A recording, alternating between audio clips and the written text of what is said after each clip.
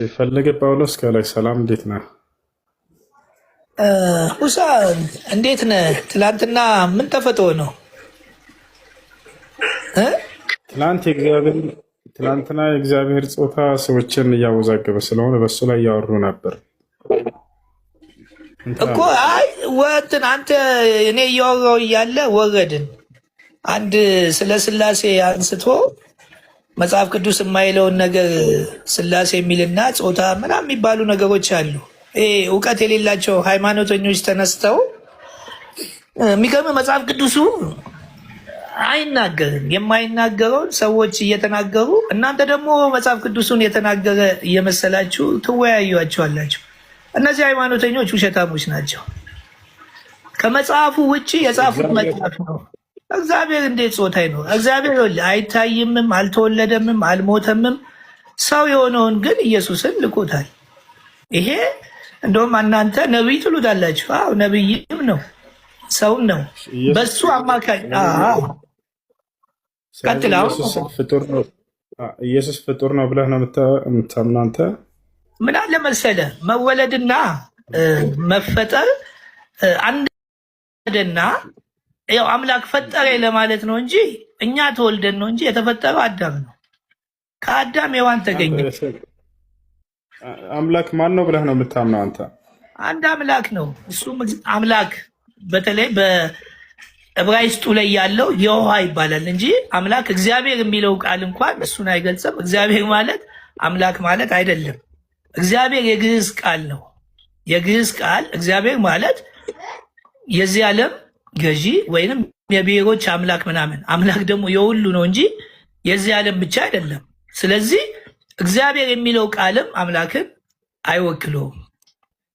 ራሱ የውሃ ይለዋል። የውሃ እሱ የዕብራይስጡ እስልምና ላይ ጥያቄ ያለህ መጠየቅ ማወቅ የምትፈልገው ነገር ወይስ የለም? አሁን እየሰራው ያለሁት ስላሴ የሚለው ላይ ወደ አንድ አምላክ ሰዎች ወደ አንድ አምላክ እንዲያመልኩ ወደዛ እንዲመጡ ነው። አሁን ትልቁን ስራ እየሰራው ያለሁት ስላሴ የሚለው በመጽሐፍ ቅዱስም የለም። ሶስት አካል የሚባል ነገር የለም። አምላክ አይታይም፣ አይዳሰስም፣ ማንም አላየውም። በቃሉ እኔ አሁን አንተን ፎቶን ስላየው ነው። እኔን አሁን አካሌን አይተዋል? አላየውም። ግን ድምፄን ሰው ነው። ከዛ ስኔነቴን ደግሞ ስሜን እነግርሃለሁ። አምላካችን እንደዛ ነው የተገለጠው እንጂ በአካል አልተገለጠም፣ ማንም አላየውም ይላል። ይኸው መጽሐፍ ቅዱስ ጋር ሄደ ብትሄድ በማይታይ ብርሃን ውስጥ ያለ አምላክ ምንድን ነው? መንፈስ ነው የሚለው መጽሐፍ ቅዱስ። ሰዎች የራሳቸውን መረዳት አስገብተው እነዚህ በተለይ 318 ሊቃውንት ተብለው ከ325 ዓመት በኋላ መጽሐፉን ድብልቅልቁን መጽሐፍ ቅዱሱ እንደተቀመጠ ነው። እኔ አሁን የነሱ መጽሐፍ ትልቅ አለኝ 500 ምናምን ገጽ። እንዴት ሃይማኖት ብለው መስርተው ምን ብለው እዛ የእነሱን ስህተት ሳገኝ ሁሉ ነገር አሁን ገባኝ። ወደፊት ምን እናደርጋለን መሰለ? እጀምራለሁ ቁርአንን ማንበብ እንግሊዝኛው ምኑም እላለሁ። ከዚህ በፊት ጀምሬ ነበረ። በኋላ ዋናው እዚህ የቤት ጉዳይ ያለ እናንተ ላይ መንጠልጠሉ ብዙም አላስፈለገኝም። እኔ አሁን የእፎይ የሚባለውንና አንተም የምታደርጋቸው ከሱ ጋር ልክ ነው ብዬ አላምንም። ለምን እንደሆነ ታውቃለህ? ስህተት ለስህተት ምንድን ነው የሚጠቅመው?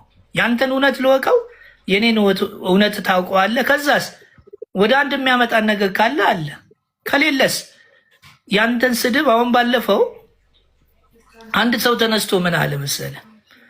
ነብዩ መሐመድ ይህን ያህል ሚስት አላቸው አለኝ። እንዴ እኛ ጋር መጽሐፍም እኮ ሰለሞን 1000 ሚስት አለው። በእንደዚህ አይነት መወያየት የሚጠቅም ነገር የለም። አምላክ ላይ ትኩረት እናድርግ። ከዛስ አዲሱ ላይ እና እናንተ ጋር በምትሉት እናደርጋለን። ወደፊት አለህ ውሳ ቀጥል፣ እየሰማህ ነው። ቀጥል። እየተያየን ስለነበር ስትሄድ አንተ ላይ ትኩረት ማድረግ ስለፈለኩ ነው። ከአንተ ጋር ወደፊት ብዙ ነገሮችን ስለምንል አሁን ምን እንደሆነ ታውቃለህ? ሰው ለሰው ላይ የምናደርገው ነገር ሰው ነው።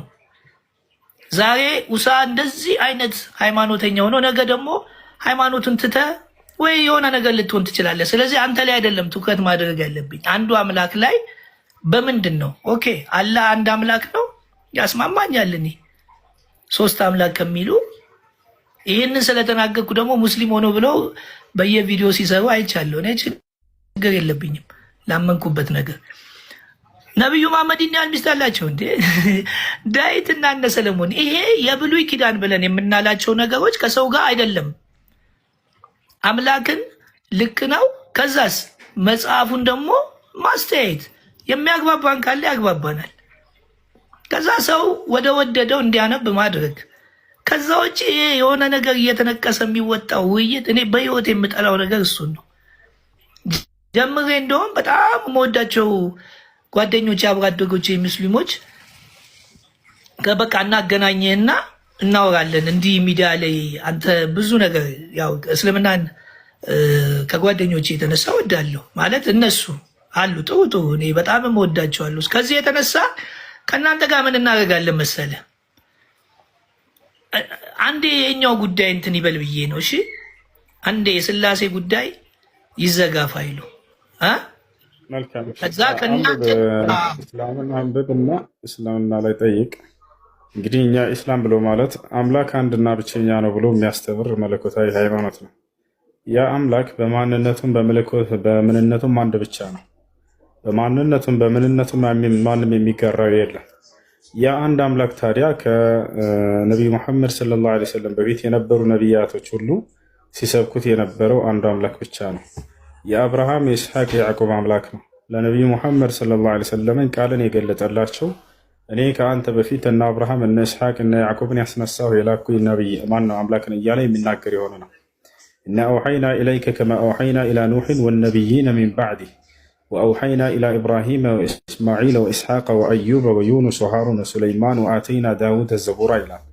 ሙሐመድ ሆይ እነሆ ዛሬ ቃሌን ወደ አንተ ገለጥኩልህ ከአንተ በፊት ወደ ኖህ፣ ወደ አብርሃም፣ ወደ ኢስሐቅ፣ ወደ ያዕቆብ፣ ወደ ኢስማዒል፣ ወደ ሙሴ፣ ወደ ሃሩን፣ ወደ ዮናስ፣ ወደ ክርስቶስ፣ ወደ እነዚህ ሁሉ ቃሌን የገለጥኩኝ ነኝ እያለ የሚናገረውን ያንን አንዱን አምላክ በብቸኝነት አምልኩ እያለ የሚሰብክ የሆነ መለኮታዊ ሃይማኖት ነው ኢስላም ማለት ያ እና ክርስቶስ ከተከበሩ መልእክተኞች እና ነብያቶች መካከል አንድ ለእስራኤል ወገን የተላከ መልእክተኛ ነው ብሎ ያስተምራል ኢስላም።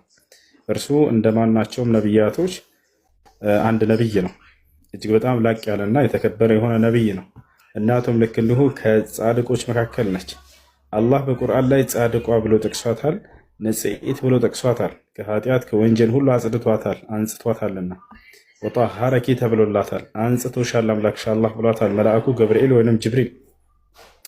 ነቢያችን ሰለላሁ ዐለይሂ ወሰለም ልክ እንዲሁ በሐዲስ ላይ ጻድቋ ሴት ብሎ ገልጿታል ማርያምን። ልጇም ልክ እንዲሁ ጻድቅ እንደሆነ ክርስቶስ ወይም ዒሳ ወይም ኢየሱስ ጻድቅ እንደሆነ ነቢ ሰለላሁ ዐለይሂ ወሰለም በርካታ ቦታ ላይ ተናግረዋል። ያ ነው ከጊዜ በኋላ ከክርስቶስ በኋላ የተነሱ ሰዎች በክርስቶስ ትምህርት ላይ ተለጥፈው ክርስትናን የፈጠሩት እነሱ ናቸው። ክርስቶስም ሆነ የቀደሙት ነቢያት በፍጹም ክርስትና የሚባለን ሃይማኖት አላስተማሩ። ነቢዩ ሙሐመድን ሰለላሁ ዐለይሂ ወሰለምን አላህ ማስነሳት ግዴታ የሆነበት ከክርስቶስ በኋላ በነቢያት ትምህርት ላይ ተለጥፈው አዳዲስ ሃይማኖቶችን ሰዎች ስለፈጠሩ ነበር። ያንን አንዱን ክርስቶስን ወይም ደግሞ ከነቢያት መካከል አንድ ነቢይ የሆነውን ክርስቶስን ወደ መለኮት ከፍ አድርገው እርሱን ስላስመለኩ ነበር። ከታቸዋል እርሱን ሰዎች ማምለክ የለባቸው። ማምለክ ያለባቸው የክርስቶስንም የማርያምን የገብርኤል የሚካኤል አምላክ የሆነውን ያንን አንዱን አምላክ ብቻ ነው። አላህ ሱብሓነሁ ወተዓላ ብቻ እርሱ ነው። እሺ ይህን ነገር አንብብ እና ጥያቄዎች በሚኖሩ ሰዓት ደስ ባለ ጊዜ መተህ መጠየቅ ትችላለህ። ሌላ አሁን አጋጣሚ ኔትወርክ ዝናብ እየዘነበ በአጋጣሚ ተቋርጦ ነው የተወሰነውን ሰምቼዋለሁ። ክርስትና ከመጀመሪያው ጀምሮ ክርስትና የሚለው ነገር የለም። እስራኤልም ይሁን አይሁዶችም ተከትሎ የመጡት አንድ አምላክን እያመለኩ ነው። አብ ወልድ መንፈስ ቅዱስ የሚባል በብሉይ ኪዳንም የለም። ያለው አንድ አምላክ ነው። አሁን ይሄ አብ ወልድ መንፈስ ቅዱስ አለ ለማለት ነው እግዚአብሔር የሚለው ቃል የከተቱት። አየህ፣ አብም እግዚአብሔር፣ ወልድም እግዚአብሔር፣ መንፈስ ቅዱስ እግዚአብሔር ለሰዎች ሆን ብለው ያደረጉት ነገር ነው። ይሄ ክርስቲያኖች አስቀድሞ ከመጀመሪያው ክርስትና የሚለው ራሱ እኮ ሰዎች ሰየሙ እንጂ ክርስትና የሚባልም እንትን የለም። እነዚህ የክርስቶስ ተከታዮች ብለው የሰየሙት የማያምኑ አሕዛቦች ልክ አሁን አንተን ልቃወም ሙስሊም የሆነ ነገር ብዬ ላወጣልክ እችላለሁ። ይህ ስም የወጣው እንደዛ ነው። በመጽሐፍ ቅዱስ ሃይማኖታችሁ ክርስትና፣ እምነታችሁ ክርስትና የሚል ነገር የለም የለም፣ መጽሐፍ ቅዱስ ላይ የለም። አምላክን ታምናለህ። አምላክ ሰው ላጠፋው ሰው ዋጋ መክፈል አለበት ብሎ ሰው ነው የለካው። የመጀመሪያ አዳም ይለዋል፣ ሁለተኛ አዳም። የመጣው ማን ነው? ሰው ነው። እሱ ላይ ነው ውይይት የምናደርገው እኛ። አምላክ ላይ አንዱን አምላክ እንዴት ነው በእስልምና አንዱን አምላክ እኔ ሃይማኖት አሁን ሃይማኖት የሚባል ነገር ማለት የለም በመጽሐፍ ቅዱስ ውስጥ ስለሌለ ሃይማኖት ብዬ አላምንም። ከዚህ በኋላ እምነት አለኝ። እምነቴ አንዱ አምላክን አምናለሁ። አንዱ አምላክ ደግሞ ሰው የሆነውን ኢየሱስ ክርስቶስን ልኳል። በሱ በተከፈለው ዋጋ ብዬ መጽሐፍ ቅዱሴን እንዲህ ነው የማነበው። ስላሴ የሚባል አልተጻፈም። ሶስት አካል ማለት ሶስት አምላክ ነው። ምንም ጥያቄ የለውም። እነዚህ ነገሮች ይወል መጽሐፍ ቅዱስ ውስጥ የሉም። የማያነብ ትውልድ ስለሆነ ይሄ የሰዎች ተከታይ ተጽዕኖ የማምጣት በፖለቲካ ዓለምን የለወጡበትና የቀየሩበት ነገር ስለሆነ ተጽዕኖ ስለሆነ ነው። ሰዎች እየጨነቀው ነው። አሁን ስለ ስላሴ ማስረዳት ማንም አይችልም። በቃ ዝም ብለህ እመን፣ ዝም ብለህ ተቀበል፣ ዝም ብለህ እመን፣ ዝም ብለህ ተቀበል የሚባል ነገር አለ እንዴ? በግዳጅ አምላክን እንድትከተሉ አይፈልግም እንደ መጽሐፍ ቅዱስኛል። ግን እሱን አለመከተል ደግሞ ሊጎዳ የሚችል ደግሞ ነገር አለ። እሱም ባትከተል ማንን ልትከተል ነው? ራስን ብትከተልም አትጠቅምም። ሌላ ደግሞ ሰይጣን አለ፣ እሱን ልትከተል ነው ማለት ነው። ስለዚህ ወደ አንዱ ስፍራ አምላክ አንዱን አምላክ ወደሚነገርበት ነው መጽሐፍ ቅዱስ ሳነብ በቃ አንድ አምላክ ብዬ ነው አሁንም ማምነው። ባለፈው ከሶስት አምላክ ከሚያመልኩ አንድ አምላክ የሚያመልኩ ሙስሊሞች ይሻላሉ ብዬ በጣም እየደረሰብኝ ያለው ነገር አይገርመኝም። ማለት እኔ ላመንኩበት ነገር ህይወቴን ብሰጠው የተሻለ ስፍራ ይሄዳለሁ እንጂ እዚህ ምድር ላይ ምንም አዲስ ነገር የለም። እና በዚህ ምክንያት ምን ልል ነው ውሳ አሁን ወደፊት እንነጋገራለን። እናንተ በምን በአንዱ አምላክ ከዛስ አዲስ ኪዳን መተን በብሉይ ኪዳን ያለው ስርዓት እንደውም አንዳንድ ሰዎች ክፉ እግዚአብሔር ይሉታል። እንደውም በብሉይ ኪዳን ክፉ የተባለው እግዚአብሔር እንዴት ለሰዎች ያሳየውን ፍቅር እኔ ገብቶኛል። ለምን ሰዎች ሞተው እንዲቀሩ አይደለም፣ ዋጋ ከፍሎ አድኗቸዋል ስላለ መጽሐፍ ቅዱስ ለካ የሰው ልጅ እንዳይጠፋ ያንን ይላል። ከዛስ ነብዩ መሐመድ እዛ ላይ እናወራለን ስለ አላህ ምን ብለዋል። ይሄ አንዱ አምላክ እንወያያለን። ባንግባባስ በቃ አንግባባም። በፍቅር መወያየት አይቻልም። ጦርነት ለምንድን ነው የምንከፍተው? ለምንድን ነው የሰው ጉዳይ አንስተን ለምሳሌ እዚህኛው እንደዚህ ተብሎ ያኛው እንደዚህ ተብሎ ምን ይጠቅመኛል? እኔ አምላክን ስታሳውቀኝ ነው አይደለ? ውሳ ከአምላክ ጋር ካላገናኘኸኝ ለእኔ ምንድን ነው የሚጠቅመኝ? የአንድ ሰው ስህተት፣ የአንድ ሰው ጉድለት፣ የአንድ ሰው የኡሳ የሆነ ነገር ምንድን ነው? እኔ ኡሳ አምላክ አይደል? አንተ ብትሳሳት ባትሳሳት ከእኔ ህይወት ጋር የሚገናኝ ነገር አለ ወይ? እስልምናን አስረዳኝ። አላህ አንድ አምላክ ነው አይደል? አዎ እኔም አንድ አምላክ እላለሁ። ታዲያ በምን እናገናኘው? ገባ? እኔ ሃይማኖት የለኝም። ሃይማኖት የሚባል ነገር የለም። በመጽሐፉ ነው። እስልምና ላይ ሃይማኖት አለ ሊል ይችላል። ቁርአንን ስላልተቀበልኩት ሀሳቤን በደንብ እንድትረዳ ነው። ይሄ ለሰዎች በነፃነት እንዲኖሩ ነፃ የሆኑን አንዱን አምላክ እንዲያገኙ የምናደርግበት ያለ ተጽዕኖ፣ ያለ ህግ፣ ያለ ጭቆና ሰዎች አንዱን አምላክ እንዲያገኙ ይሄን እንተባበራለን። ከአንተ ጋር አንድ አምላክ ስላልክ አዎ ተስማምተናል። ከዛስ ኢሳ ጋር አልመሲ ጋር እንመጣለን። እኔም ስለ ኢየሱስ አስረዳለሁ። አንተ ስለ አልመሲ የትኛው ጋር ነው ታዲያ? ያንተ መጽሐፍ ነው ወይ ቁርአኑ ነው ወይስ አዲሱ ኪዳን የኢየሱስ ክርስቶስ ትምህርት ያወራት አንድ ነው? አንድ ከሆነ ወደ አንድነት እንዴት እናምጣው? አያ የዘላለም ህይወት እንዴት ነው የምናገኘው? ኦኬ ህግና ስርዓቶች አሉ። ኦኬ ህግና ስርዓቱ እንዴት ነው እስልምና ላይ? ይሄን መወያየት ሲገባ አንድ አምላክን የማያውቅ አምላክን እኮ አያውቀውም። ሶስት አምላክ ብሎ የሚያመልክ ሰው እፎይ የሚሉትን ሰዎች ሚሊዮኖች ሺዎች ራሱ ሳይድን አምላክን ሳያውቅ የሌላን አምላክ እንትን የሚል ከሆነ ይህ ሰውዬ ምንድን ነው? እሺ ወደ እሱ እንሂድ። ወደ ሶስት አምላክ ሊወስደኝ ነው። ቪዲዮም ሰርቻለሁ፣ ሄዳችሁ እዩት። ቪዲዮን ተከታተሉ። በተለይ እንትን ማስታወቂያ እንዳይመስልብኝ እባክህ። ሰዓት ቪዲዮ ሰርቻለሁ ትላንትና ገባ። ቪዲዮ ሰርቻለሁ። እኔ ባመንኩበት ነገር በጣም ወደኋላ እምል አይደለሁም። ፕሮቴስታንት ጋር 4 ዓመት አሳልፌያለሁ። ኦርቶዶክስ ጋር እድሜ ሁለቱንም ግማሽ ዓመቴን አሳልፌያለሁ። እስልምና አነባለሁ፣ ቁርአን አለኝ አነባለሁ። ግን አረብኛው ደግሞ እናንተ በተሻለ አሁን እንዲህ ስላልክ በቃ ወደ እስልምና ሊመጣ ነው ወይ? እስልምና አይደለም ማወቅ የለብኝም ወይ? ይኸው አንዱን አምላክ ነው የማመልከው፣ አንተም አንድ አምላክ ነው የምታመልከው አይደል? አላህ ብለሃል፣ እኔ ደግሞ ያህዌ በኢብሩ በዛ ነው የሚሄደው ብያለሁ። እንዴት ይሄን አንድ አምላክ ከአንተ ጋር ተስማምተን ወይንም እንዲህ እያለን እንዴት ነው የምናወራው? በደንብ ስትከፍት እመጣለሁ። እኔ ቤትም እየመጣህ አንተ ሀሳብን መግለጽ ትችላለህ። ብዙ ሰው ክርስቲያኖችም መጥተህ ሀሳብን በደንብ ግለጽ። ምንም ችግር የለብኝም እና ጊዜ ወስጄባቸዋለሁ። በጣም ይቅርታ። የቅድሙ በጣም ተመችቶኛል። በዚህ አሁን ብዙ ነገር ይባላል። ችግር የለብኝም። እኔ አሁን እንትን ሀሳብ ወደ እኔ የምትለኝ ነገር ካለ በለኝ፣ አዳምጣለሁ። ማዳመጥ ስለምፈልግ እንግዲህ እኔ አጭር ቃል ነው የምነግራችሁ። አላህ በቁርአን ላይ ሲናገር ቁል ኢነማ አዒዙኩም ቢዋሒዳ አን ተቁሙ ሊላሂ መስና ወፉራዳ ሱመ ተተፈከሩ ይላል። አላህ ስብሓነሁ ወተዓላ በቁርአን ላይ ሲናገር እኔ በአንድ ነገር ነው የምመክራችሁ በላቸው ይላል።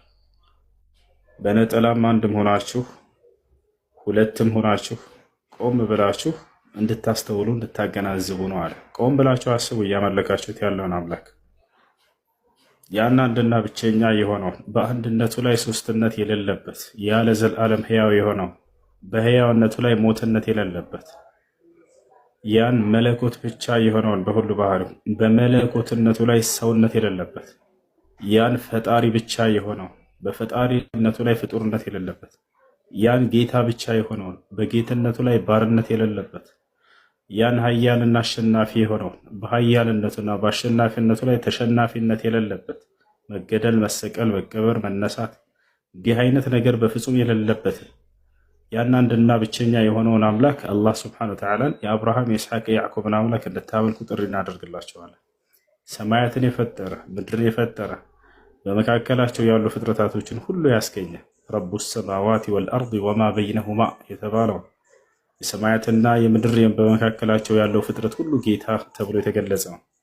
ያን አንድና ብቸኛ የሆነውን አምላክ እንድታመልኩ ጥሪያችን ነው። ክርስቶስ ከነቢያቶች መካከል አንድ ነቢይ ነው። እኛ ክርስቶስን አንጠላው፣ በጣም ነው የምንወደው። እንደ ክርስቲያኖች ከሚገባው በላይ ከፍ ከፍ አድርገን ወደ መለኮት አላነሳ ነው። እንደ አይሁዲዎችም ከሚገባው በታች ዝቅ አድርገን እርሱ ሐሰተኛ ነው አላልንም። ተአምራቶቹም ድግምት ናቸው አላልንም።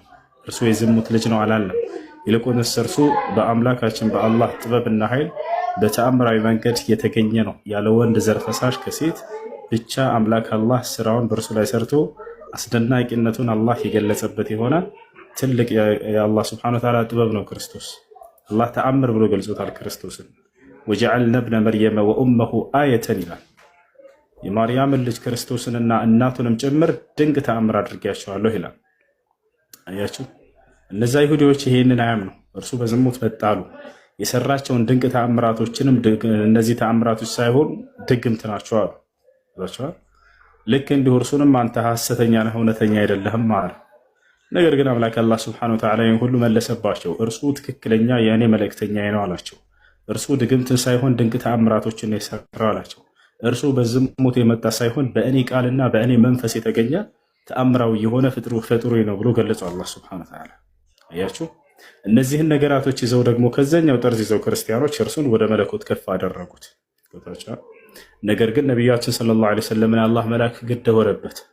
በዚህ መካከል ላይ ቁጭ ያደረጉት ክርስቶስን መጥተው እንደናንተም ስህተት ነው ወደ መለኮት ከፍ ያለ አይደለም፣ እንደናንተም እንደ አይሁዲዎች ከሚገባው በታች ዝቅ ያለ አይደለም፣ እርሱ የተከበረ የአምላክ መልእክተኛና ነብይ ነው ብለው ነቢዩ ሰለላሁ ዐለይሂ ወሰለም ለትውልድ አስተማሩ። ያ ነው የክርስቶስን የአብርሃም የኢስሐቅ የያዕቆብን አምላክ አንዱን አምላክ አምልኩ የሚል ነው ኢስላም፣ ሌላን አይደለም። ገባችኋል? ሌላን አዲስ አምላክ በተው ነቢ ሰለላሁ ዐለይሂ ወሰለም አላስተማሩም። ይህ ነው ኢስላም ብሎ ማለት። ኢስላም ብሎ ማለት ያንን አንዱን አምላክ በብቸኝነት እንድታመልኩ የሚያስተምራቸው ሃይማኖት ነው። ገባችኋል? ስለ ማንም ሰው ኃጢአት ራሱ ነው ተጠያቂው እንጂ ሌላ ማንም ሰው አይደለም። አንተ ባጠፋኸው ጥፋት ሌላ ማንም አይጠየቅም። አንተን ሊያድንህ የሚችለው የራስህ ጽድቅ ነው። ገብታችኋል? አንተን ሊያጠፋህ የሚችለውም የራስህ ኃጢአት ነው። ማንም የማንንም ነፍስ ኃጢአትን አትሸከምለትም። አላህ በቁርአን ላይ ሲናገር ኢን አሕሰንቱም አሕሰንቱም ሊአንፉሲኩም ወኢን አሰእቱም ፈለሃ አለ። መልካምን ብትሰሩ ያ መልካም ስራ ለእናንተ ነው የሚጠቅማችሁ፣ ኃጢአትንም ብታደርጉ የኃጢአት በእናንተ ላይ ብቻ ነው አለ። በሌላ ቦታ ላይ ወላ ተዚሩ ዋዚረቱን ወዝረ ኡኽራ አለ። ማንም ነፍስ የማንንም ነፍስ ኃጢአት አትሸከምም አለ። ወአን ለይሰ ሊልኢንሳኒ ኢላ ማ ሰዓ አለ። ለሰው ልጅ ከራሱ ከሰራው ስራ ውጭ ሌላ የለውም እያለ ይናገራል። መን ጃአ ቢልሐሰነቲ ፈለሁ ዐሽሩ አምሳሊሃ ወመን ጃአ ቢሰይአቲ ፈላ ዩጅዛ ኢላ ሚስሊሃ እያለ ይናገራል። እንዲህ አይነት አናቅጾች ስለ እኔ ኃጢአት አንድ አካል መጥቶ ተገደለልኝ ተሰቀለልኝ አይሰራም። ስለ አንተ ኃጢአት ራስህን ተጠያቂ፣ ስለ አንተ ጽድቅና ያጽድቅህ ለራስህ ብቻ ነው የሚጠቅምህ። ይህ መጽሐፍ ቅዱስ ላይ ያለ ነገር ነው። ሕዝቅኤል ምዕራፍ 20 ቁጥር 18 ላይ ምን ይላል? ማንም ነፍስ የማንንም ነፍስ ኃጢአት አትሸከምም ይላል። ገብቷችኋል? ምን ማስረጃ አለ ይላል? አለ መጽሐፍ ቅዱስ ላይ ማስረጃ አውጥተን እናሳይህ። ቆይ እንዲለውጣላችሁ አሁን ለተናገርኩት ሁሉ በመጽሐፍ ቅዱስ ላይ ሁሉ ላሳያችሁ። በቁርአኑ ላይ በመጽሐፍ ቅዱስም ላይ እንመልከት። እንትን ውሳ አቤት የማንንም ኃጢአት ማንም አይሸከምም የሚለው ላይ ሕዝቅኤል ምዕራፍ 18 ቁጥር ላይ ልጅ የአባቱን ኃጢአት ምን አይልም አይሸከምም፣ ሁሉም ሰው የሚጠየቀው በራሱ ኃጢአት ነው ብሎ ሕዝቅኤል ላይም ይናገራል። በጣም የገረመኝ ግን አንተ ስለ ኢየሱስ ክርስቶስ እኮ እየነገርከን ነው። አንዱ አምላክ ኢየሱስ ምንድን ነው ታዲያ? እስቲ ኧረ በደንብ ማውራት አለብን። እኔ እኮ አሁን ፖለቲከኞች የሃይማኖት ፖለቲከኞች ናቸው እኮ የሆነ ነገር እያደረጉ እየበጠበጡን ያለው እንጂ ይኸው አሁን እኮ መልእክተኛው እንደላከው አላህ እሱን ልኮ ለእኛ እንደላከው እየተናገርክ ነው። ይሄ ደግሞ መጽሐፍ ቅዱስ ላይ ተልኬ መጥቻለሁ ይላል እኮ እሱ ራሱ የአባቴን ፈቃድ ልፈጽም ነው ይላል። አሁንም የሕዝቅኤል 18:20 ላይ አውጥተ አሳያቸው። እኔ ስናገርም ያው እንደንትን አንተን የሆነ ነገር እንዳይሉ ይሄ በትክክል ያልከውን በትክክል ሕዝቅኤል 18:20 አውጣና አሳያቸው። መጽሐፍ ቅዱስ ይዛል ኃጢአትን ምንም ልትል ኃጢአት የሚሰራ ነው እንጂ የሚወረስ አይደለም። ኃጢአት አይወረስም። ገባ? ኃጢአትን የሚሰራ ሰው ለምሳሌ ሮሜ ምዕራፍ 8:34 ላይ ምን ይላል? ሁሉም ኃጢአትን ሰርተዋል ይላል። ሁሉም እኮ ነው ኃጢአትን ሰርተዋል ነው እንጂ የተባለ ኃጢአትን ወርሰዋል የሚል ነገር የለም። ኃጢአት አይወረስም። ኃጢአት ይሰራል። ቀጥሎ ምን አለ? ልጅ የአባቱን ኃጢአት አይሸከምም፣ አባት የልጁን ኃጢአት አይሸከምም አለ። ስለዚህ ማንም የማንንም ኃጢአት አይሸከምም። እኛ የአዳምን ኃጢአት ተሸክመናል ማለት ስህተት ነው። ይሄ ክርስትና ያስተማረው ትምህርት በፍጹም ራሱ መጽሐፍ ቅዱስ የሚቃወመው ነው። አባታችን ነው አይደል አዳም። እኛ የእርሱን ኃጢአት አንሸከምም፣ እርሱም የኛን ኃጢአት አይሸከምም። ቀጥሎ ምን አለ? የጻድቁ ጽድቅ በራሱ ላይ ይሆናል አለ። ብትጸድቅ ለራስህ ነው አለ። በቃ የኃጢአተኛውም ኃጢአት በራሱ ላይ ይሆናል አለ። አየህ፣ ኃጢአትን ብትሰራ በአንተ በራስህ ላይ ነው፣ አይፋታም ኃጢአት። ታዲያ ከዚያ ከኃጢአታችን የምንድንበት መንገድ ምንድን ነው ከተባለ ንስሐ ነው፣ መመለስ፣ ተውበት ማድረግ ነው። ቀጥሎ ምን አለ? ኃጢአተኛውም አለ ካደረጋት ኃጢአት ሁሉ ቢመለስ አለ ትእዛዜን ሁሉ ቢጠብቅ ፍርድንና ቅንን ነገርን ቢያደርግ ፈጽሞ በሕይወት ይኖራል እንጂ አይሞትም አለ። እያደለ ከኃጢአትህ ንስሐ ብታደርግና ብትመለስ ወደ አምላክህ አንተ ትድን አለ። የምትድንበት እጅ በአንተ በራስህ እጅ ነው ያለው። ገብታችኋል? ከኃጢአትህ ንስሐ ማድረግና መመለስ የበደለው በደል ሁሉ አይታሰብበትም አለ። ቀጥሎ ምክንያቱም ሰውየው ተመልሷል ወደ አምላኩ፣ ንስሐ አድርጓል። በሰራው ጽድቅ በሕይወት ይኖራል አለ። አየህ፣ በራስህ በሰራው ጽድቅ በሕይወት ትኖራለህ። በእውኑ ኃጢአተኛ ይሞት ዘንድ እፈቅዳለሁ ሆነ ይላል ጌታ እግዚአብሔር። ከመንገዱና ከመንገዱስ ይመለስና በህይወት ይኖር ዘንድ አይደለምን አለ እያለ ይናገራል። ስለዚህ ይህን ነው ኢስላም ያላችሁ። ይህን የነቢያትን መንገድ ነው አስክደው ክርስትና አይ ስለ ሁላችንም ኃጢአት ክርስቶስ ተሸክሞልናል በመስቀል ላይ ብሎ የመጣው ማለት ነው። ማንም የማንንም ኃጢአት አይሸከምም። ማንም ሰው የሚጠይቀው ስለ ራሱ ኃጢአት ነው። ገብታችኋል አይደል? ሁሉም ሰው ስለ ራሱ ኃጢአት ይጠይቃል። የምትጸድቀው በሰራኸው አምላክን ትእዛዙን ጠብቀህ ከሆነ የዛኔ ትጸድቃለህ። አይ አልጠብቅም ካልክ ደግሞ ማንም ስለ አንተ መጥቶ ኃጢአትን ተሸክሞ ሊያጸድቅህ የሚችል የለም። ሁሉም ሰው የሚጸድቀው ለራሱ ነው። ጽድቅ የሚገኘው በእምነትህና በስራህ ነው። ሁሉም ሰው ኃጢአተኛ የሚሆነው በራሱ ነው። ያ ነው። እሺ ከላይ ያለህ ጴንጤ ሰላም ብያለሁኝ። ጴንጤ ይሰማሃል? የተናንሳው ይሰማል ወይ? ይሰማል? እሺ ጥያቄ ያለ ይቀጥል። ጥያቄ ያለው ሳለ ኡስታዝ አሰላሙ አለይኩም ወራህመቱላህ። አለይኩም ሰላም ወራህመቱላህ። ጥያቄ አለኝና አንድ ጥያቄዎች። እሺ ጥያቄ ምንድን ነው? አይሰማም? ይሰማል። ጥያቄ ምንድን ነው እያልኩኝ ነው። ጥያቄ አሁን ያለውበት ካለውበት አንፃር ነው የሆነ በሰላት ዙሪያ ነው ማለት ነውና እሺ አብዛኛው ያለንበት ቦታ ላይ ሰላት የሚከለከልበት ሁኔታ ላይ ነን ያለንና በዚህ ዙሪያ ደግሞ ህግም አይፈቅድም። እንደማይፈቅድ ያው ተቋም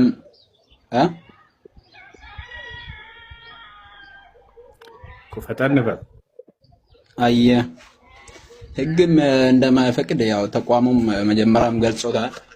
ግን እኔ ይሄን ሳላቅ ነው መጀመሪያ ገብቼ ያው መግባት እንጂ መውጣት ይከብዳል። ሁኔታው በጣም እንትን ይላልና ከዛ አንፃር ግን ስንሰግድ ሰላት ሰግዶ የተገኘ ሰው ያው እንደ ወንጀል ነው የሚጠየቀው።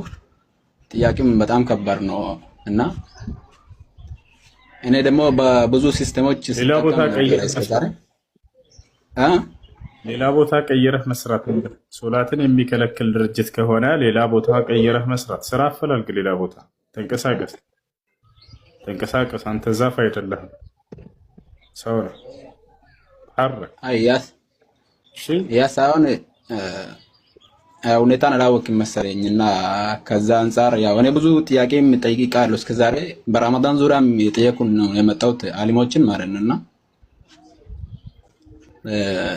ከዚህ መውጣት ደግሞ ትንሽ ያው ያለንበት ትንሽ ቀጠና ከባድ ነው ያለውበት ያው ውትድርና ውስጥ ነው የምታውቀው ማለት ነውና እዚህ ውስጥ ግን በጣም ሶላት የማይፈቀድ ከሆነ ውጡ። ሶላት ሳትሰግድ ሌላ ነገር መስራት አትችልም። እዚህ ዓለም ላይ የተፈጠራችሁበት ዓላማ ለሶላት ነው። ጌታችሁን አምላካችሁን አላህን ለመገዛት ነው። ሰው እዚህ ዓለም የተፈጠረው አምላክን ጌታን ለመገዛት ነው። ሶላትን ከልክለው ሌላ ስራ መስራት እዚህ ዓለም ላይ አይሆንም በፍጹም። ነቢያችን ሰለላሁ ዐለይሂ ወሰለም አልዓህድ አለዚ በይነና ወበይነሁም አሰላህ ፈመን ተረከሃ ፈቀድ ከፈር ብለዋል። በእኛና በከሃዲያኖች መካከል የሚለየን ትልቁ ነገር ሶላት ነው። ሶላትን የተሉ ሰው በእርግጥም ሄደዋል ብለዋል። በሌላ ሐዲስ ላይ ነቢ ሰለላሁ ዐለይሂ ወሰለም በይነ ረጁል ወበይነ ሽርክ ወልኩፍር ተርኩ ሶላት አሉ።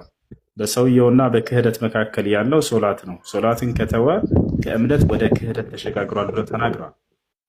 አላህ ሱብሓነሁ ወተዓላ በቁርአን ላይ ሶላት የማይሰግዱ ሰዎች ወደ ገሃነም እንደሚወርዱ በግልጽ ተናግሯል። ማ ሰለከኩም ፊ ሰቀር ቃሉ ለም ነኩ ሚነል ሙሰሊን። የገሃነም ሰዎች በትንሣኤ ቀን ይጠየቃሉ። ምንድነው ገሃነም እንድትገቡ የዳረጋችሁ ሲባሉ ጊዜ ሶላት አንሰግድም ነበር ብለው ይመልሳሉ አለ።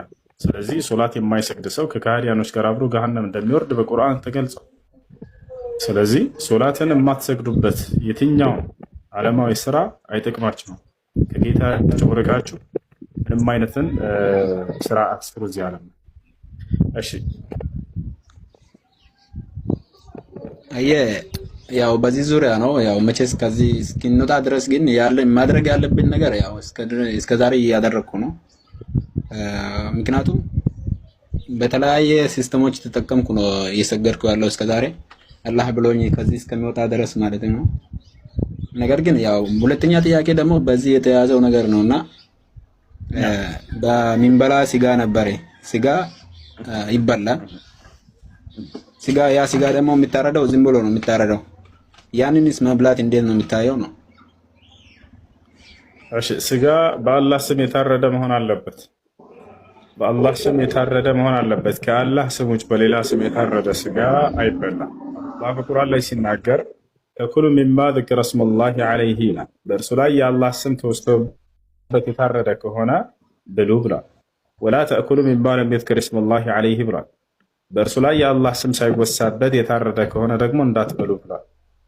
ስለዚህ ያ ነው። ነገር ግን ሰውየው አማራጭ ከሌለውስ በሰዓቱ ከዚያ ከስጋ ውጭ ሌላ ምንም ካላገኘ የሚርበው ከሆነ በረሃቡ ምክንያት ሌላ አደጋ ችግር የሚደርስበት ከሆነ የዛኔ አضሩራት ቱቢሁል መሕዙራት በሚለው ቃዒዳ መሰረት ነፍሱን ለማትረፍ ያክል ቢበላ እንደ ኃጢአት አይቆጠርበትም።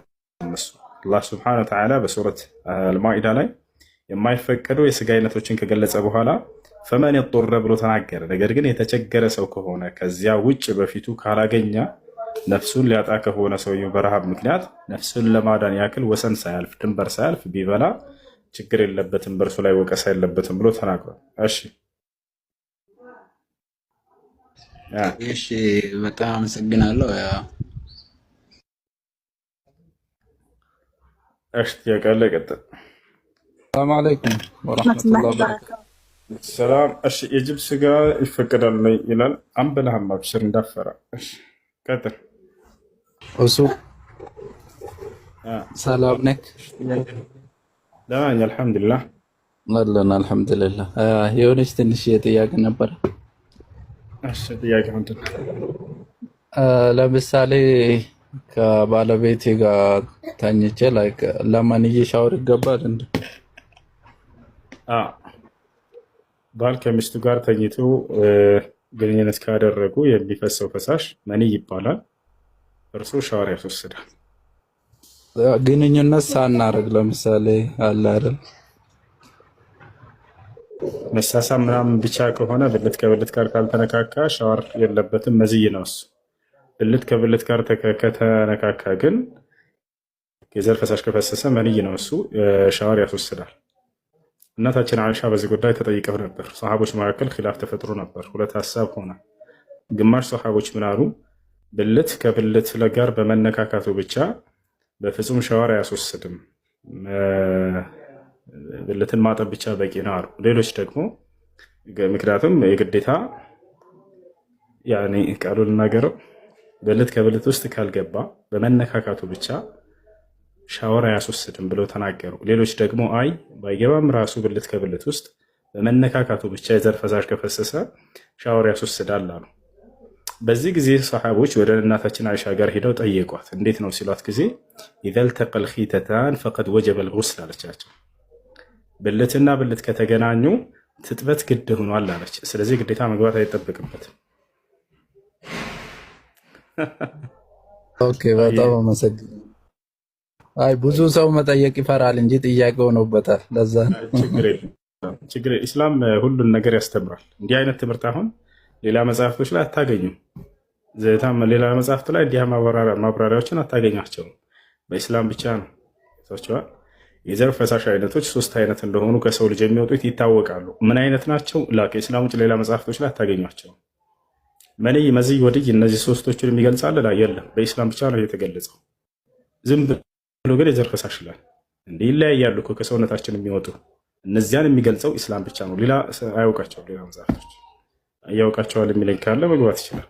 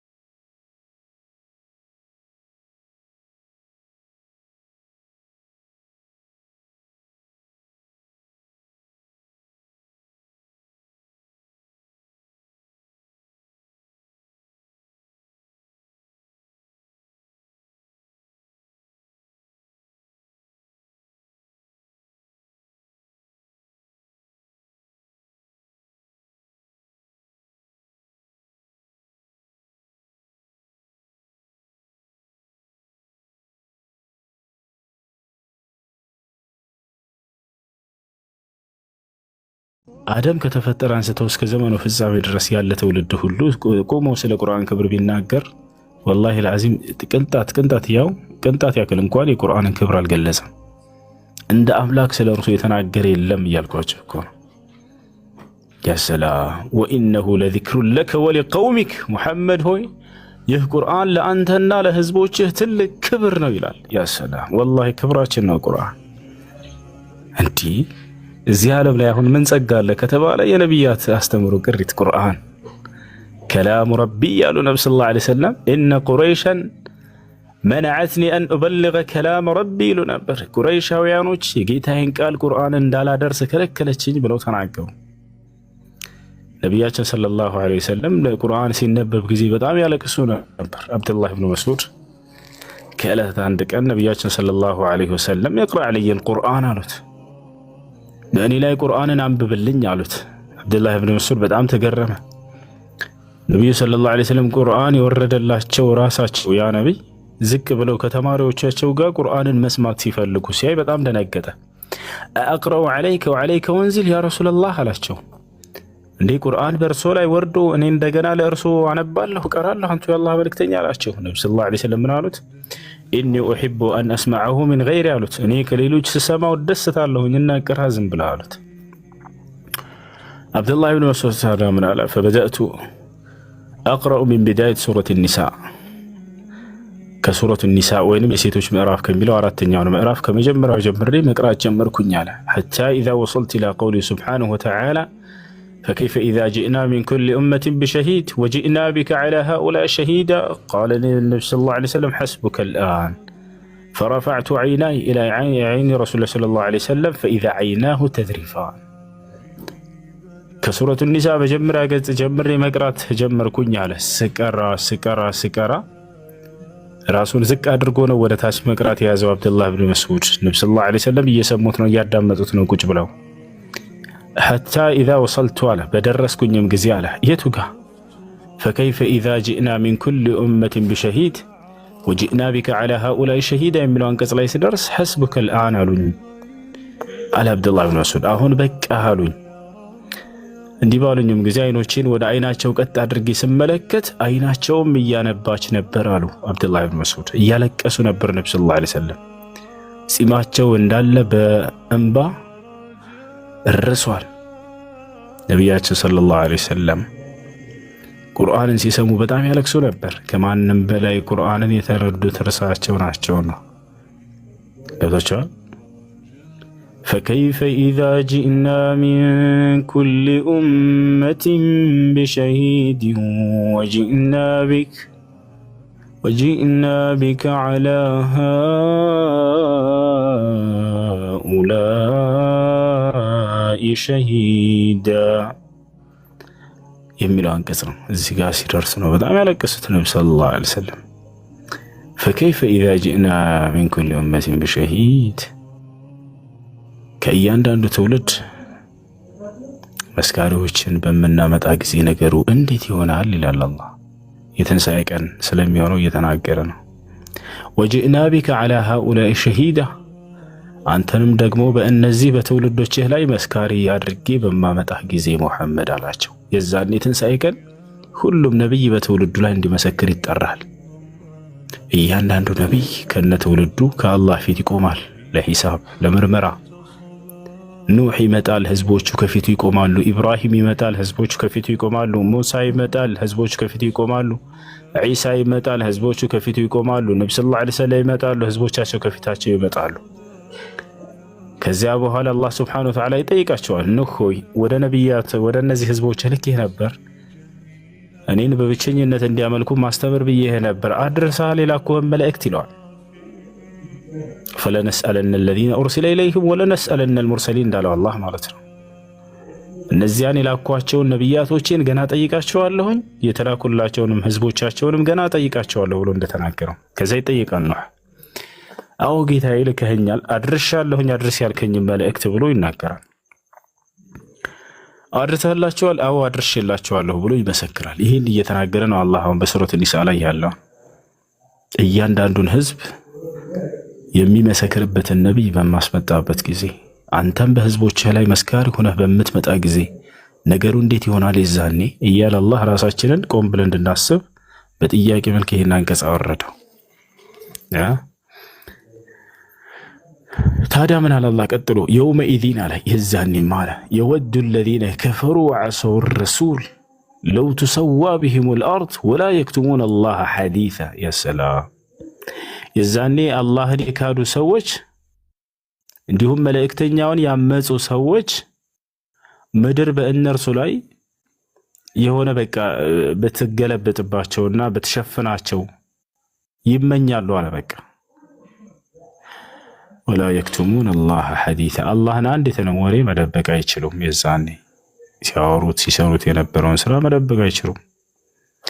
እነሱ እንኳ ቢደብቁ ሲሰሩባቸው የነበሩ እጆቻቸው እግሮቻቸው እንዳለ ይመሰክሩባቸዋል።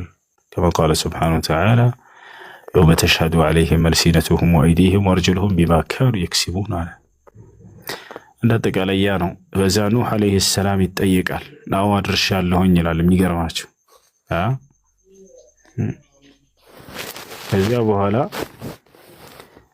ህዝቦቹ አድርሷቸዋል፣ ኑህ መጥቶላችሁ ነበር፣ ስለኔ ያስተምሯችኋል ብለው ይጠይቃቸዋል። አላህ ሱብሓነሁ ወተዓላ ማ ጃአና ሚን በሺር ወላ ነዚር ብለው እዛም ይሸመጥጣሉ።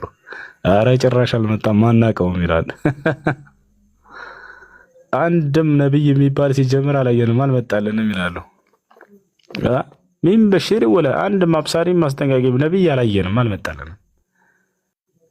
ይሸመጥጣሉ፣ ይክዷቸዋል እዛም ነብያቶችን።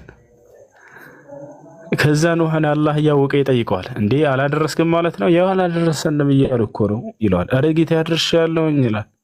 እንግዳውንስ ማስረጃ አምጣ ይለዋል። ምስክሮችን አምጣ አንተ ለማድረስ ሲባል ጊዜ ኑህ ወደ እኔና ወደ ትውልዶቼ ይመጣል አሉ ነብዩ ሰለላሁ ዐለይሂ ወሰለም። ኑህ ማነው ምስክሮች ተብሎ ሲጠየቅ ጊዜ አላህ ሲጠይቀው ኑህን ሙሐመዱን ወኡመቱሁ ይላል። ሙሐመድና ትውልዶቹ ናቸው የኔ ምስክሮች ይላል። ከዚያ አላህ ሱብሓነሁ ወተዓላ ሂድ አምጣቸው ይለዋል። እኔና ትውልዶቼም ለነብያት ቁመን ልንመሰክርላቸው የዛኔ እንቆማለን አሉ ነብዩ ሰለላሁ ዐለይሂ ወሰለም። ያ ሰላም አላህ በቁርአን ላይ ምን ብሏል? ወከዛሊከ ጀዐልናኩም ኡመተን ወሰጠን ሊተኩኑ ሹሃዳአ ዐለ ናስ በሰዎች ሁሉ ላይ መስካሪዎች እንድትሆኑ አድርጋችኋለሁ ብሎናል አይደለ? ዛሬ በምድር ላይ የነብያቶች መስካሪዎች እንደሆነን ሁሉ ነገም የትንሣኤ ቀን የነብያቶች መስካሪዎች እንሆናለን። ምንኛ መታደል ነው! ምንኛ መመረጥ ነው! የጀማዓ በዚህ በምድር ላይ የነብያትን የመለኮታዊ ቅሪት ይዛችሁ በእጃችሁ ስትሰብኩ ትኖራላችሁ። ነገ የትንሣኤ ቀን የፍርድ ቀን ደግሞ ከነብያቶች ጎን ቆማችሁ ሲካዱ በህዝቦቻቸው እናንተ ትመሰክሩላቸዋላችሁ። ከዚያም ነብዩ ሰለላሁ ዐለይሂ ወሰለም ምን አሉ? እኔና ትውልዶቼም የዛኔ ከኑህ ጋር እንሄዳለን። ከዚያም አላህ ይጠይቃል። ኑህ ወደ ህዝቦቹ መልእክተኛ ተደርጎ ተልኮ ነበር ብሎ ይጠይቀናል አሉ። አዎ ጌታችን ብለን እንመልሳለን። ለመሆኑ እኔን በብቸኝነት እንዲያመልኩ ሰብኳቸው ነበር ኑህ ለህዝቦቹ ብሎ ይጠይቀናል። አዎ ጌታችን። ማስረጃ አምጡ ይለናል አላህ። ይህም አንተ ባወረድክልን ቃል ላይ በቁርአን ላይ ይገኛል ብለን ምን እናነባለን አሉ ነብዩ ሰለላሁ ዐለይሂ ወሰለም። ወለቀድ አርሰልና ኑሐን ኢላ ቀውሚህ ፈቃለ ያ ቀውሚ ዕቡዱላህ ማ ለኩም ሚን ኢላሂን ገይሩህ አፈላ ተተቁን። በሱራ ሁድ ላይ አላህ ምን አለ ስለ ኑህ? በእርግጥም ኑህን ወደ ህዝቦቹ መልእክተኛ አድርጌ ልኬዋለሁኝ ይላል። እርሱም ምን አስተማራቸው? ህዝቦቼ ሆይ አላህን በብቸኝነት ተገዙ፣ ከእርሱ ውጭ ሌላ ማንም አምላክ የላቸውም። ለመሆኑ እርሱን በብቸኝነት አትፈሩትምን ብሎ እንዳስተማራቸው እንመሰክራለን። ከዚያም እነዚያ የኑህ ህዝቦች ተይዘው በመላእክ ተጠፍንገው በሰንሰለት ታስረው ወደ ጀሃነም ይነዳሉ። የሁሉም ነብያት ህዝቦች እነዚያ ከሃዲያን ሁሉ ሸምጥጠው ይክዳሉ። ወላሂ ረቢና ማ ኩና ሙሽሪኪን ይላሉ። ጌታችን አላህ ሆይ በአንተ ስም እንምላለን አንድ አላጋራንም በአንተ ላይ አንተም ብቻ ነበር ስንገዛ ነበር። ምድርም ላይ ክደዋቸው በቀጣዩም ዓለም ይክዷቸዋል፣ ይሸመጥጧቸዋል። ሲጀምር በአንተ ላይ አላጋራንም ነብይም አልመጣልንም ሲጀምር ብለው በቃ እንዲህ ብለው ይመልሳሉ። ወደ ዒሳ ጋር ሲሆን ግን ነገሩ ይለያል፣ ጥያቄው ይለያል። ምክንያቱም ዒሳ በተለየ መልኩ ተመልኳል፣ ተገዝተውታል ህዝቦቹ። ኑህ ተገዝተውታል ወይ? ህዝቦቹ አልተገዙትም። ኢብራሂምን ተገዝተውታል ወይ? አልተገዙትም። ሙሳን ተገዝተውታል ወይ? አልተገዙትም። የዒሳ ጋር ስንመጣ ግን ራስህ አንተ አምላክ ነህ ተብሎ ተመልኳል በህዝቦቹ። ስለዚህ ወደ ዒሳ ወደ ክርስቶስ ጋር በሚመጣ ጊዜ ጉዳዩ ይለያል። ጥያቄው አንተ ቁልተ ሊናስ ይለዋል አላህ። ዒሳን አላህ ይጠራዋል። ያ ዒሳ ተዓል ይለዋል። ዒሳ ሆይ ና ወደ እኔ ይለዋል። ይቀርባል። እርሱን ሲያመልኩት የነበሩ ህዝበ ክርስቲያን እንዳለ በፊቱ ይቆማሉ፣ በዒሳ ፊት ይቆማሉ። ዒሳ ሆይ ብሎ ይጠይቀዋል። አንተ ቁልተ ሊናስ ይተኺዙኒ ወኡሚየ ኢላሃይን ሚን ዱኒላህ፣ ለመሆኑ እነዚህን ህዝቦችህን ከእኔ ውጭ አንተን እንዲያመልኩህ ሰብካቸው ነበርን? አምልኩኝ ተገዙኝ ብለሃቸው ነበርን? ብሎ ይጠይቀዋል። ከዚያ ዒሳ ምን ይላል? ቃለ ሱብሓነክ፣ አምላኬ ጥራት ይገባህ ይላል። ማ የኩኑ ሊ አን አቁለ ማ ለይሰ ሊ ቢሐቅ፣ ለእኔ የማይገባኝን አምልኮትን ማለት ነው ልሞግት አይቻለኝም፣ በፍጹም እኔ ያምልኩኛል አልኳቸውም ይላቸዋል። አይገርማቸውም? እስካሁን ድረስ ባለው መጽሐፋቸው ላይ አንዲት ቦታ ላይ እኔን አምልኩኝ ተገዙኝ የምትል ቃል የለችም። ነገ የፍርዱ ቀን ያውና ጌታናል እንኳን እንዳይሉ የአላህ ስብሐነሁ ወተዓላ ስራ የፈለገ ቢበረዝ ይሄ ቃል እንዲጨምር አላደረገም። ገብታቸዋል? ምን ይላቸዋል? በፍጹም እኔ አምልኩኝ ተገዙኝ አላልኳቸውም ይላል። እኔ ያላልኳቸውም እንደዛ ይላል። ሲጀምር ለኔ አይገባኝም ብሎ ይናገራል። ማ የኩኑ ሊ አን አቁለ ማ ለይሰ ሊ ቢሐቅ፣ ለእኔ በእውነት የማይገባኝን አምልኮትን ልሞግት አይቻለኝም እኔ ያላልኳቸውም ይላል። ኢን ኩንቱ ቁልቱሁ ፈቀድ ዓሊምተህ፣ ብየውም ከሆነ በእርግጥም አውቀኸዋል።